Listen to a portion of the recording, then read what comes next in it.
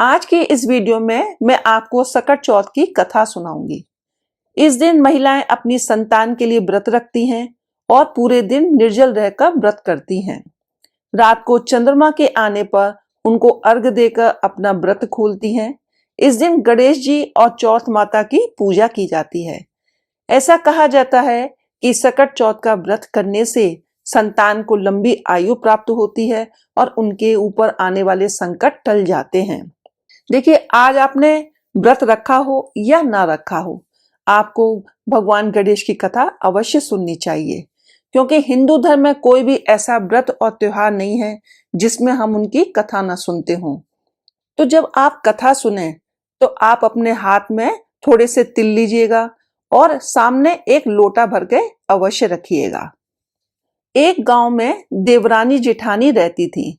देवरानी गरीब थी और जेठानी अमीर थी। देवरानी हमेशा गणेश जी का पूजन और व्रत करती थी। देवरानी का पति जंगल से लकड़ी काटकर बेचता था।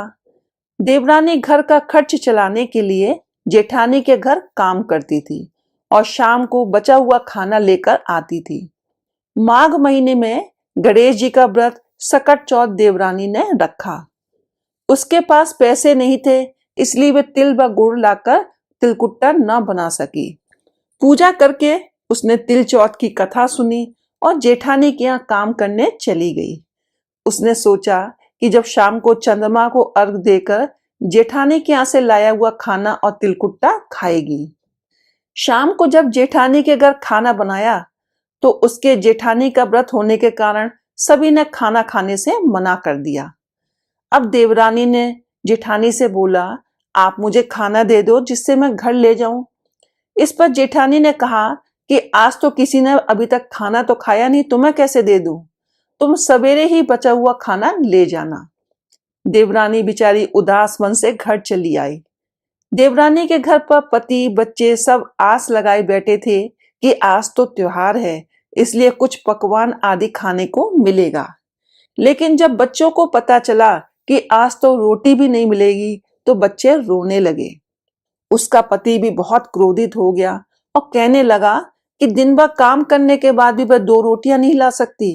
वे बेचारी गणेश जी को याद करती हुई रोते रोते पानी पीकर सो गई।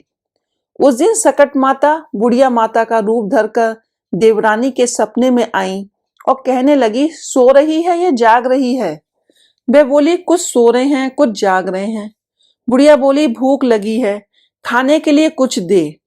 देवरानी बोली, क्या दूं? मेरे घर में तो अन्न का एक दाना भी नहीं है। जेठानी बचा खुचा खाना देती थी, आज वो भी नहीं मिला। पूजा का बचा हुआ तिलकुटा छीके में पड़ा है, वही खा लो। सकट माता ने तिलकुट खाया और उसके बाद कहने लगी, निमटाई लगी है, कहाँ निपटें? उसने कहा, वह खाली झोपड़ी है, आप कहीं भी जा सकती हो, जहां इच्छा हो वहां निमट लो। फिर सकट माता बोली, अब कहाँ पहुंचूं? अब देवरानी को बहुत गुस्सा आया कि उन्हें कब से परेशान कर रही हो, सो बोली, मेरी साड़ी से पूछ लो। देवरानी जब सुबह उठी तो ये देखकर हैरान रह गई कि पूरा घर हीरे और मोतियों से जगमगा उठा है। उस दिन देवरानी जेठानी के घर काम करने नहीं गई। जेठानी ने कुछ देर तो राह देखी, फिर बच्चों को देवरानी को बुलाने भेज दिया। जेठानी ने सोचा कल खाना नहीं दिया था, इसलिए शायद वो बुरा मान गई। बच्चे बुलाने गए। देवरानी ने कहा, बेटा बहुत दिन तेरी माँ के यहाँ काम कर लिया। बच्चों ने घर जाकर माँ से कहा कि चाची का घर तो पूरा हीरों और मोतियों से जगमगा उठा है। जेठानी दौड़कर देवरानी के पास आई और पूछा कि ये सब कैसे हो गया। देवरानी ने उसके साथ जो हुआ वो सब सत्य कह डाला। उसने भी वैसा ही करने की सोची। उसने भी सकट चौथ के दिन तिलकुटा बनाया। रात को सकट माता उसके भी सपने में आई और बोली, भूख लगी है, मैं क्या खाऊं?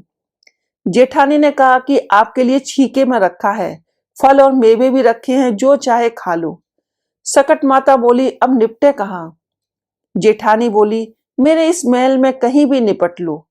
फिर उन्होंने बोला कि अब पहुंचू कहाँ? जेठानी बोली, कहीं भी पहुंच लो। सुबह जब जेठानी उठी तो घर में बदबू गंदगी के अलावा कुछ नहीं था। हे सकट माता, जैसे आपने देवरानी पर कृपा करी वैसी सब पर करना और जैसे आपने जेठानी के साथ किया ऐसा किसी के साथ न करना। सकट चौथ की दूसरी कथा। एक बुढ़िया थी। वे बहुत ही गरीब और दृष्टिहीन थी। उसके एक बेटा और बहू थे। मैं बुढ़िया सदैव गणेश जी की पूजा किया करती थी। एक दिन गणेश जी प्रकट होकर उस बुढ़िया से बोले, बुढ़िया माँ, तू जो चाहे सो मांग ले। बुढ़िया बोली, मुझसे तो मांगना नहीं आता, कैसे और क्या मांगू। तब गणेश जी बोले, अपने बहू बेटे से पूछ कर मांग ले। तब बुढ़िया ने अपने बेटे से कहा, गणेश जी कहते हैं तू कुछ मांग ले, बता मैं क्या मांगू। पुत्र ने कहा, माँ तू धन मांग ले। बहू से पूछा तो बहू ने कहा, नाती पोता मांग ले। तब बुढ़िया ने सोचा कि ये तो सब अपने अपने मतलब की बात कह रहे हैं। अतः उस बुढ़िया ने पड़ोसिनों से पूछा तो उन्होंने कहा, बुढ़िया तू तो थोड़े दिन जिएगी, क्यों तू धन मांगे और क्यों नाती मांगे। तू तो अपनी आंखों की रोशनी मांग ले, जिससे तेरी जिंदगी आराम से कट जाए। इस पर बुढ़िया बोली, हे गणेश जी, यदि आप प्रसन्न हैं तो मुझे आप 9 करोड़ की माया दें, निरोगी काया दें, अमर सुहाग दें, आंखों की रोशनी दें, नाती दें, पोता दें और सब परिवार को सुख दें और अंत में मोक्ष दें। यह सुनकर गणेश जी बोले, हे बुढ़िया माँ, तूने तो हमें ठग लिया। फिर भी जो तूने मांगा है वचन के अनुसार सब तुझे मिलेगा। और यह कहकर गणेश जी अंतर ध्यान हो गए। उधर बुढ़िया माँ ने जो कुछ मांगा वह सब कुछ उनको मिला। हे गणेश जी महाराज, जैसे तुमने उस बुढ़िया माँ को सब कुछ दिया वैसे ही सबको देना, हमको भी देने की कृपा करना।